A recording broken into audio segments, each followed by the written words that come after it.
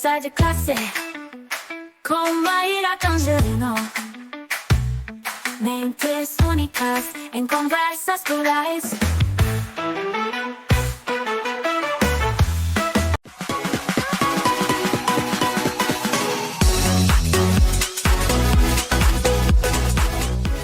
Olá, pessoal! Boas-vindas a mais um episódio do Conversa de Classe. E vocês sabem, né? Aqui a gente fala sobre escola, a gente fala sobre aprendizado, mas principalmente sobre práticas e pessoas que transformam a educação. E o tema de hoje é essencial para quem trabalha com criança e adolescente, né? A gente vive se perguntando aí como que a gente pode ser respeitoso e firme no ambiente escolar, unindo aí os princípios da disciplina positiva e também os avanços que a neurociência fez, principalmente em relação ao comportamento, né? E hoje, gente, o presente é duplo. Eu não tenho só uma entrevistada, não. Eu tenho duas ao mesmo tempo para falar para a gente aí sobre esse tema. Eu estou aqui com a Carolina Correia e com a Cibele Roncato, né? Elas têm dedicado aí a trajetória delas a apoiar famílias e escolas a entenderem e adotarem essas práticas educativas que vão unir o respeito e a firmeza. E eu já combinei aqui nos bastidores que eu vou começando mandando a primeira pergunta aqui para elas, né? Então, Cibele e Carol, vocês têm uma longa experiência no ambiente escolar e também no trabalho com as famílias. Eu gostaria de saber quais são os maiores desafios que vocês observam para equilibrar a firmeza e o respeito no dia a dia da escola, e especialmente nesse cenário que a gente está vivendo, em que as demandas emocionais das crianças estão cada vez mais intensas. Carol e Cibele, com muita honra, com muita alegria, muita gratidão, bem-vindas ao Conversa de Classe. Nós que agradecemos. Eu sou a Cibele e a Carol, a gente agradece muito o convite e é sempre uma oportunidade de partilhar saberes e aprender um pouco mais com você também, então muito obrigada pelo convite. Nós trabalhamos em escola, eu estou na escola há 30 anos, não façam cálculos, por favor. Eu estou há 14 anos na escola. Exatamente. E nesse caminhar, nós estamos aprendendo um pouco mais a lidar com os comportamentos desafiadores das crianças e entendendo um pouquinho de onde vem, o que está visível, o que está invisível nestes comportamentos, que emoções estão aflorando. E, por conta desta razão, nós nos unimos e formamos um projeto que chama-se Como Não Vacilar. Então, como não vacilar na educação dos nossos filhos? Como não vacilar na educação dos nossos alunos? E o que a gente vem notando muito? Hoje em dia, as escolas elas têm que estar muito firmes em relação aos seus princípios, tanto a escola quanto a família. A partir do momento que eu tenho muito enraizado quais são os meus princípios, qual é a minha missão, quais são os meus valores, eu consigo dizer não, eu consigo impor limites de uma maneira respeitosa. Então, acho que o grande X da questão é a gente ter muito claro quais são os nossos limites, mas tendo como referência os nossos valores e os nossos princípios. Se eu não tenho isso muito forte, o que acontece? Qualquer maré que vem, qualquer moda, qualquer questionamento, eu vou cedendo e, consequentemente, os nossos alunos vão perdendo a referência quais são os valores que estão ali estruturando o nosso dia a dia dentro da escola. Sim, sempre quando a gente vai atender, né, uma classe, né, a Cibele também, como os pais, as famílias que ela atende também, a gente tem que saber a previsibilidade da faixa etária que a gente está lidando, né? Então, isso é importante quando você fala da questão emocional. Porque se eu estou atendendo uma criança, por exemplo, de 2 anos, eu vou saber que em algum ponto ela vai ter um comportamento ali desafiador de uma birra. Como que eu vou lidar com isso dentro de uma sala de aula com outros alunos que não estão tendo esse comportamento naquele momento? E acredito que os pais, né, como você falou, eles vêm muito querendo aprender sobre isso. Então, quando a gente tem essa bagagem de educadoras parentais, né, que a gente fez essa formação, isso também que a gente passa no nosso perfil, a gente tem ali consciência e sabe como auxiliar essas famílias com estratégias para solucionar os casos, né, muitas vezes. É isso mesmo. E a disciplina a gente tem como base a neurociência, a comunicação não violenta e também a disciplina positiva. Então, não é sobre achismo e nem só sobre um vasto tempo de experiência. Estamos embasados em ciência. E é isso que a gente tem que trazer para as famílias e para todos os educadores. A gente não pode parar de estudar nunca. Se surge algo dentro do espaço escolar que a gente pode fazer melhor, que é isso que a gente fazia até então, era bom. Diante da sociedade que a gente tinha, diante do mundo que a gente vivia. Hoje nós vivemos em um outro mundo. Não dá para eu ter o mesmo manejo que eu tinha antigamente. Então, a disciplina positiva, ela também nos ajuda a ter estratégias diferenciadas para lidar com alguns comportamentos dos alunos e com questões emocionais também. E acredito. Maíra, você viu que se deixar, a gente vai, né? Mas não, é um espaço para vocês falarem mesmo. Diga, Carol. É porque a gente reflete muito sobre isso, essa posição da internet, né? E se traz essa fala da disciplina positiva, que é muito ainda visto como algo que é uma criança que eu vou deixar fazer o que quer. E isso de estudar mesmo a fundo, algo que é baseado em teorias científicas, é muito importante, porque hoje a gente tem diversas marés na internet. Se a gente for seguir só aquela maré que não tem embasamento nenhum, a gente não vai tá fazendo o bem para nossa família. Então, é isso que a gente quer deixar claro, que a gente estuda bastante para isso. A gente está aqui com propriedade falando para vocês. E esse espaço, acho que essa troca é o essencial, para que as pessoas que ainda não conhecem terem a oportunidade de conhecer. E dá um quentinho, né, no coração de ouvir vocês. Tem uma coisa que você falou, Cibele, né, e depois a Carol complementou, que acho que me pegou, assim, né, que é essa ideia de que a escola, ela tem que estar baseada nos princípios, né, e eu acho que um grande princípio aí é a gente pensar que é um lugar de aprendizado, né, é claro que a gente não pode desconsiderar todo o contexto, né, tudo que tem em volta, e é legal porque a gente está falando aqui para docentes e para pessoas que ainda vão ocupar esses lugares, e acho que essa coisa do propósito, né, do professor, de que ele vai para a escola para ensinar, é muito importante, né? É por isso que eu acho que esse papo, de fato, Carol, isso que você disse, ele é essencial para as pessoas pensarem nisso, né? E aí vocês tocaram um pouquinho nessa ideia da disciplina positiva, né? E acho que uma das bases aí é a questão do respeito mútuo e a gente buscar soluções que saem um pouco dessa coisa da punição, né? A gente, na verdade, tenta escapar um pouquinho da punição. Eu queria saber como é que vocês veem esse modelo, né, na escola, a aplicação desse modelo na escola, e como que é lidar com a pressão, né? Porque às vezes a escola, ou até mesmo a família, tem essa pressão pelo resultado imediato, né? Eu quero manter a ordem, seja num indivíduo, seja numa turma numerosa. Como que vocês lidam com isso no dia a dia? É desafiador, até porque hoje em dia falar de respeito voltado para a criança, principalmente, gera ai, mas isso é mimimi. Nossa, não, na minha época não era assim.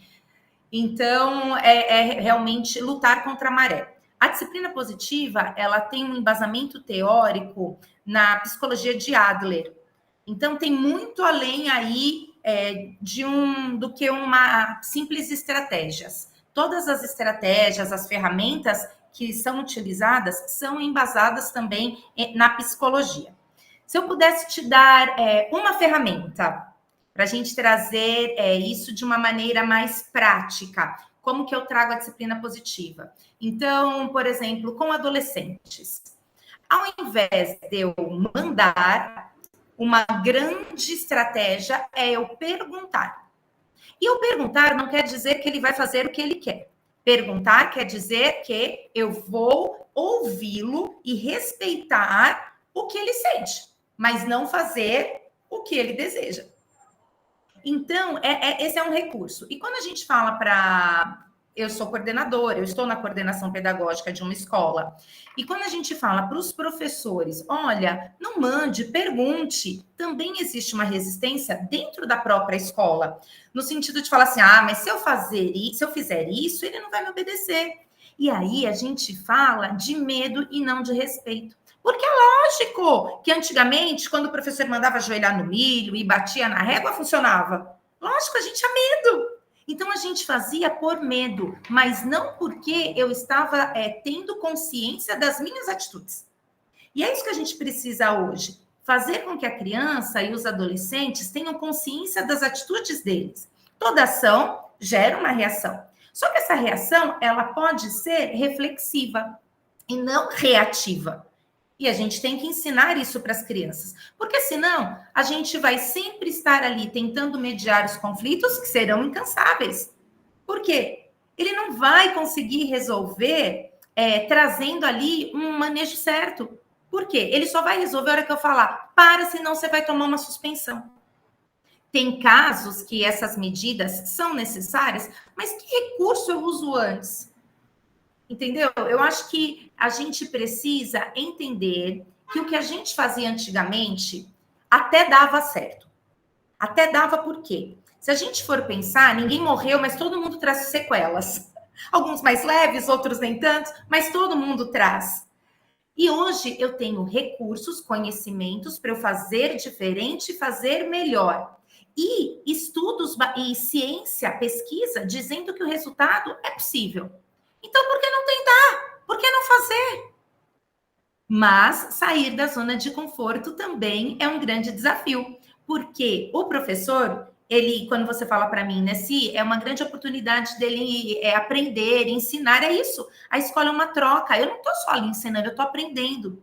E a partir do momento que, na cabeça do professor, eu perco o controle da aula, eu me coloco vulnerável. E se eu estou vulnerável, qualquer coisa pode acontecer. Então, também é uma questão de autoconhecimento. Também é uma questão de mindset. Será que meu mindset é fixo ou é do crescimento? Será que eu quero fazer diferente? Porque é isso, a gente pode falar aqui maravilhas, mas se o professor que está aí do lado, se o pessoal ali da Uniaraguaia não acreditar que pode ser melhor, não adianta eu falar nada. Não adianta a gente trazer estratégias, eu trazer ciência, trazer referências. A gente tem que acreditar que pode ser melhor. E às vezes não é nem só acreditar, às vezes a gente precisa ver pela necessidade. Se eu continuar agindo em sala de aula como eu agia antigamente, há 40 anos atrás, naquela educação que a gente trazia, uma educação voltada para a indústria, eu não vou conseguir atingir os meus alunos hoje. Eu vou perder. Esse ano, a Cita como coordenadora, eu como professora, né? E eu tô com uma sala de crianças de 2 e 3 anos. E a gente vê, assim, a dificuldade que as famílias, né, passam para a gente em reuniões de evitar as punições, que acho que é isso que a Cita falou. Eles não têm o conhecimento do que fazer. Então, eles tiram coisas, eles deixam de castigo, então eles acabam punindo. As crianças pequenas acabam sofrendo um pouco mais, porque, se ele gritou comigo, ele é pequeno, ele não pode gritar comigo, eu que mando aqui, quem é ele para gritar comigo? Então, os pais acabam pensando dessa forma. E os professores também na sala de aula. E acho que isso se reflete na sala, porque aí você tem, por exemplo, situações de disputas de brinquedo, que acontece muito nessa faixa etária. E aí, um sempre vai sair perdendo, mas a gente tem que estar ali no momento para investir o tempo em treinar essas crianças para que elas consigam solucionar esses problemas sozinhos. Porque acho que essa faixa etária de 2 e 3 anos, a gente sempre pensa que, depois eu resolvo, depois eu faço. E aí o problema vai se estendendo e ele não aprende nada. Então, só tirar o brinquedo e dar para o amigo, pede desculpa e tá tudo certo. Será que ele aprendeu alguma coisa com isso? É só pedir desculpa que vai funcionar? Então, acho que refletir sobre isso. Exatamente. Né? E quando é pequeno, isso é dentro de casa ou mesmo no ambiente escolar, né? É lógico que ele tem mais medo da gente, então, se você gritar, realmente ele vai obedecer, mas a gente não vai trazer uma consciência do comportamento da criança e nem trazer estratégias para que ele resolva esses conflitos que ele está sentindo ali no momento. E isso vai desencadear lá na adolescência. É por isso que a adolescência, às vezes, é tão temida. Não é que a adolescência é temida. Aí falam assim, né? Mas de repente, quando ele vira adolescente ou quando ele chega no 6º ano, os professores, mas não é que ele chegou lá e virou a chave. É um processo que ele vem caminhando. É que a gente começa a perceber isso lá na adolescência. Fica mais visível, fica né? Porque aqui até então, gente... E aí, gente, ao invés de eu dar ferramentas que vão fazer com que a criança tenha essa consciência, faça uma autorregulação, eu vou contribuindo para que ele tenha medo, não dou repertório para ele. E quando ele chega na adolescência, eu falo assim para ele: como que você não consegue resolver isso com seu amigo? Quem ensinou isso para ele? Que escola abriu as portas para ver algo diferente, para conhecer manejos diferentes para essas crianças? E desde muito pequeno. Então, quando eu trago ali, por exemplo, que banaliza muito uma estratégia da disciplina positiva, é a questão das escolhas. Ah, ou você faz aquilo, ou você faz aquilo. Tá, mas e se ele não fizer nenhuma das duas? Gente, o adulto da relação sou eu. Então, até mesmo as escolhas que eu dou para as crianças são escolhas limitadas. Então, a gente também precisa tomar um cuidado com esse vocabulário que a gente usa, porque as palavras vão transformando as nossas ações. Então, são escolhas. Bom, escolher a escolha que eu quero. Não, são escolhas limitadas. E quem vai dar o limite é o adulto da relação, seja o pai ou o professor na sala de aula. Então, olha como o estudo torna a gente mais potente, mais seguro. E aí, eu consigo falar um não para a criança com propriedade. Hoje em dia, a gente não fala não muitas vezes. Por quê? Na escola, porque talvez o pai reclame, porque vai ter uma denúncia. Na família, porque vão me julgar. Então, olha quantas... a gente fica preocupado, muitas vezes, com o que o outro vai falar, esquece dos meus princípios como família e como escola e me torno vulnerável, deixando esse adolescente, essa criança, em total abandono, mesmo eu estando ali perto. Eu vejo também na sala de aula que o que os professores não querem fazer, quando acontece algum conflito, tal, que eles acabam punindo, eles não querem perder tempo resolvendo aquilo, mediando um conflito. Isso é muito ruim, porque eu acredito, na minha concepção, que você precisa parar e a gente precisa refletir. Tem salas que às vezes acontece. Hoje eu estou com propriedade para falar dessa de 2 e 3, mas eu já tive de 4 e 5. Então, por exemplo, mordidas, às vezes acontece. Por que está acontecendo isso? Eles estão se comunicando. Vamos sentar e vamos ver quando que acontece isso, para a gente tentar sanar esse problema e ajudar essas crianças. Porque aí a gente quer punir e não resolve nada, e eles vão continuar mordendo. E aí chega no primeiro ano, talvez, e tá mordendo aí o amigo por conta de nada, né? E sabe o que é legal falar também? Que as escolas têm que ver a família como parceiros desse processo. Então, é sentar, falar, explicar, primeiro entender por que a criança está mordendo. Faz parte do desenvolvimento da criança, ela está ali na fase oral. Então, quando eu tenho esse conhecimento, eu falo, tudo bem, ele não está mordendo porque ele é mal educado. Gente, nem sabe ainda o que é isso, ele nem desenvolveu esse comportamento para falar que ele é mal educado ou não. Mas eu tenho propriedade das fases do desenvolvimento da criança. Já é algo para quem trabalha na educação infantil. Eu tenho recursos para tratar esse comportamento de uma maneira diferente. E eu explico para a família, eu chamo essa família junto comigo para a escola. Olha, vamos fazer aqui, vamos entender, famílias, por que essas crianças estão mordendo? Às vezes tem comportamentos que a mãe fala assim, ai, que fofo, vou até te dar uma mordidinha, dá até vontade de te morder. Então, olha, como são falas do senso comum, que a gente precisa ressignificar isso com as famílias.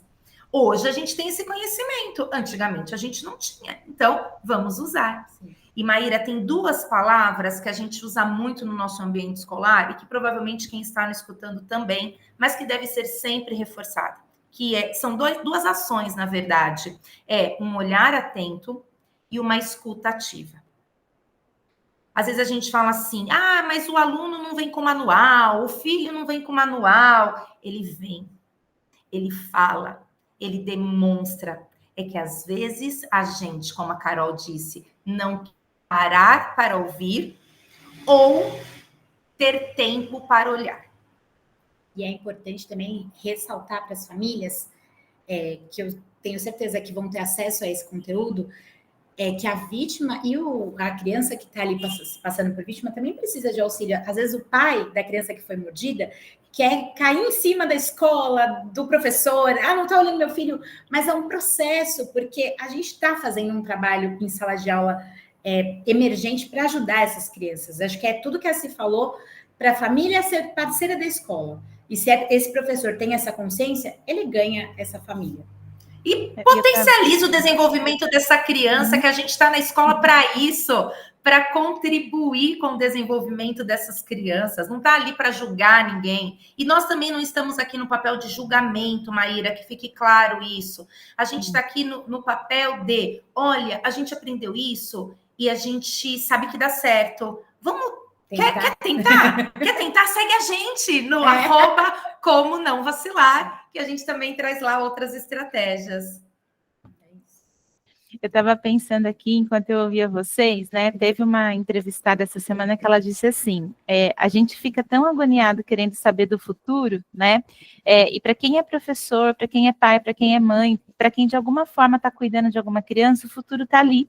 Né? E acho que tem muito a ver com isso que vocês estão dizendo, né? A gente está pensando em como deixar mesmo esse futuro mais confortável, e hoje a gente tem recurso para poder fazer isso, né? Eu sempre falo isso na formação de professores também, que não é que as coisas estão só mudando, né? Que às vezes eles vêm com essa sensação, né, de que está tudo mudando, né?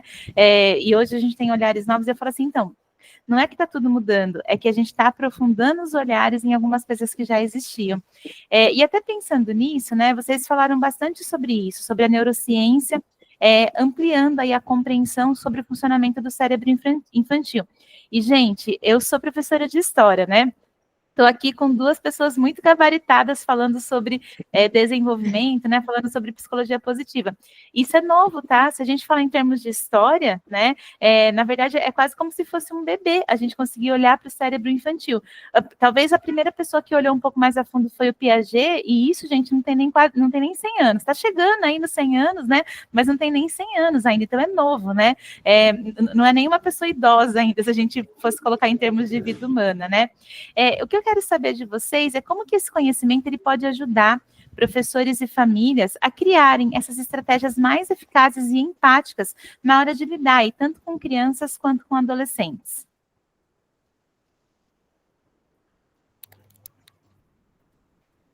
Meninas, só o final, a gente não entendeu a pergunta completa. Repete a pergunta, Maíra, por favor, travou.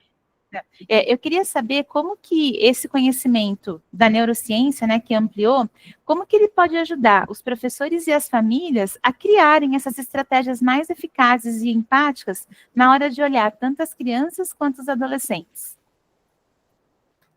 Quer que eu comece? Pode ser. Você sabe que o ser humano, ele é o mamífero que demora mais para amadurecer. Então, você é da área aí, você vai entender também. E é como se, depois que ele nasce, o ser humano, ele fica um tempo ainda na incubadora. E esse tempo de incubadora, ele vai até os 25 anos, digamos assim, que é quando esse cérebro está totalmente construído.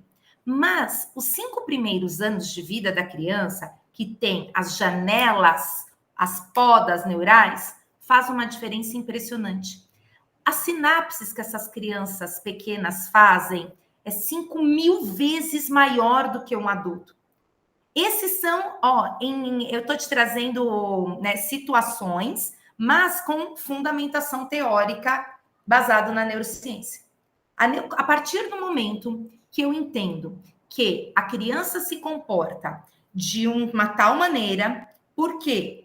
Por trás desse comportamento, que ela está ali visível, tem algo invisível, eu me acalmo. Então, o conhecimento da neurociência faz com que a gente tenha mais tranquilidade para aceitar alguns comportamentos e posturas das crianças e até dos adolescentes, vamos combinar, que eles também estão ali, né? O córtex pré-frontal ainda não está totalmente, né, fechado. Então, esses conhecimentos nos trazem mais serenidade para falar, nossa, é natural isso, então qualquer escola vai ter esses comportamentos, porque senão a gente acha que só na nossa o bicho está pegando, e não é. E o que eu faço com isso?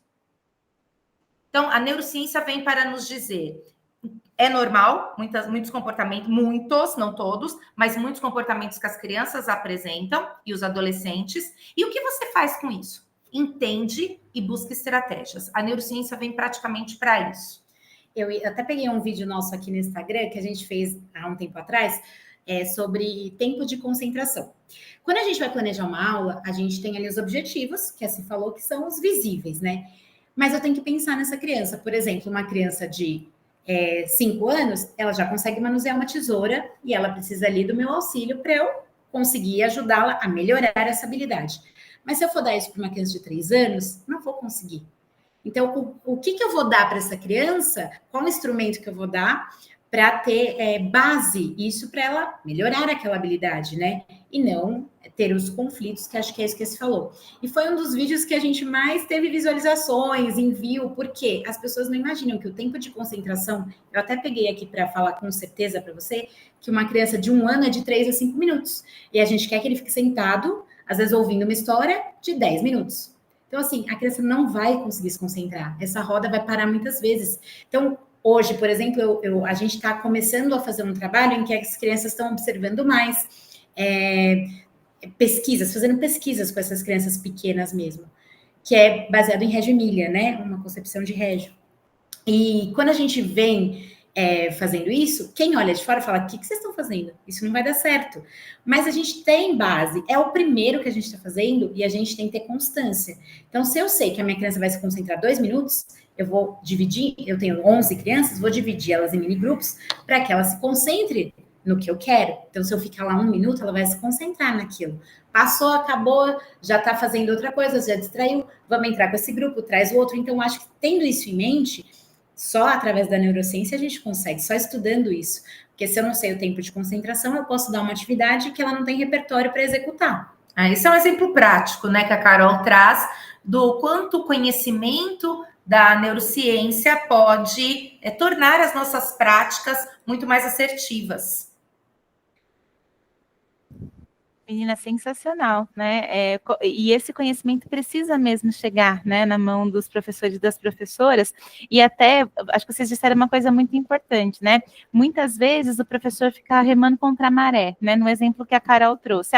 Eu vou aumentar o tempo de concentração. Talvez não seja essa, né, a questão. A questão é eu trazer uma atividade, uma experiência que seja mais significativa dentro, né, daquilo que essa criança, ela consegue entregar nesse momento, né? E como isso muda, né? Muda um olhar para a vida mesmo, né? A gente está caminhando aqui para o finalzinho, né? E o que eu gostaria de perguntar para vocês? Que ferramentas ou que abordagens, né, da disciplina positiva que vocês gostariam de recomendar para professores e professoras, né? Pensando aí em situações que eles possam adotar imediatamente para ajudar nessa relação aí com os alunos e com as alunas. Acho que assim vai concordar comigo, que acho que fazer esse curso é uma das melhores estratégias, porque lá você aprende na prática com as pessoas que estudaram isso faz um tempo. A gente tem mentoras excelentes, né, Si? Isso. Uma delas é Fernanda Lee, que hoje virou nossa amiga e ela é a única trainer internacional com várias certificações e que faz esse trabalho 2 vezes no ano aqui no Brasil. Ela mora fora, então ela veio agora, ela está aqui e depois ela retorna em agosto. Então a gente está aqui no mês de maio, provavelmente vocês podem entrar depois aí nas redes e conhecerem um pouquinho mais também do trabalho dela, que é uma grande parceira nossa. E se a gente fala em estratégia, o que a gente tem na disciplina positiva? Cá, conta para eles. A gente tem um baralho muito interessante, né? É esse aqui, ó, a gente até pegou para mostrar para vocês. E dentro dele tem 52 estratégias, que uma delas, a gente falou algumas, né, Si? Sim. Invista tempo em treinamento, você mandar falou... e perguntar, perguntas curiosas. Tem várias, assim. Só que, assim, se a pessoa sem conhecimento for lá só ler a cartinha, talvez ela não consiga executar. Então, por isso que a gente fala do curso, que é importante, mas a gente tem livros que trazem essa base, né? Tem a Coragem de Não Agradar, que você sempre cita. Eu gosto, a Coragem de Não Agradar traz o início da fundamentação teórica da psicologia de Adler, e leiam na sequência também a Coragem de Ser Feliz, que faz um fechamento. Mas na disciplina positiva a gente também tem vários livros que podem ajudar de uma maneira muito específica. Então eu tenho disciplina positiva para crianças de 0 a 3 anos, disciplina positiva para adolescentes. Então, todas essas, porque eles têm, como nós dissemos, características diferentes. E se eu quero ser assertiva, eu também tenho que ser pontual. Então, a neurociência traz isso como ensinamento. Eles não são iguais. Então, a gente precisa ter um manejo certo, na faixa etária certa, para que realmente tenha resultado. Então, a gente cita aqui algumas, mas vocês também podem, como eu disse, ir lá no nosso canal. A gente também tem muito da disciplina positiva, que é a nossa base, em nossos posts. Nós temos também lá dentro um e-book que ensina ali pais e professores a lidar com a birra das crianças, e a gente traz essa fundamentação para entender de que lugar é essa birra. Seu aluno está fazendo birra lá da educação infantil, ou você que é professora não consegue fazer o seu planejamento porque seu filho está fazendo birra, então você pode também acessar o @como não vacilar, que você vai ter ali acesso ao e-book. E também a gente tem um projeto paralelo que vocês podem acompanhar, que é o nosso podcast, o Não Pode Vacilar. E aí, o Não Pode Vacilar, a gente traz pessoas que vão contribuir para sermos ainda mais assertivos na educação das nossas crianças e dos nossos alunos. Então, quer saber uma estratégia correta? Segue a gente, tenha conhecimento, e eu tenho certeza que você vai ter ali uma prática pedagógica muito mais assertiva, visando o seu aluno. E esse ano de 2025, a gente está com alguns projetos, né, também de ir para escolas, mostrar nosso trabalho mesmo, falar com os professores, com as famílias, para que eles tenham noção do que a gente está falando na prática. Então, às vezes, aqui eles vão ter um gostinho e, quem sabe, a gente pode se encontrar pessoalmente para falar mais sobre isso. Isso mesmo, só nos chamar, que vai ser uma alegria irmos até a escola de vocês, partilharmos um pouco deste conhecimento e trazer na prática, porque não tem receita pronta, cada escola é uma. Não adianta eu falar assim, faça isso com o seu aluno. Pode ser que não dê certo na sua escola e precise de acertos. Ferramenta não falta, né, gente? Ó, ninguém pode reclamar porque tem muita coisa e coisa de qualidade, né? Acho que isso que é o mais importante. Cibele, Carol, eu queria agradecer imensamente vocês são muito generosas, né, muito objetivas, muito sabidas aí no que fazem, quero parabenizar pelo trabalho incrível, eu acho de fato que a internet precisa de mais pessoas como vocês, né, que estão levando esse conhecimento que é muito importante, quero agradecer mais uma vez a participação aqui no Conversa de Classe, e pessoal, sigam as duas, né, que ó, tem conversa boa aí no Instagram delas, como teve uma conversa boa aqui. E a gente se vê no próximo Conversa de Classe, gente. Até mais. Obrigada, Mãe. Tchau, obrigada, tchau.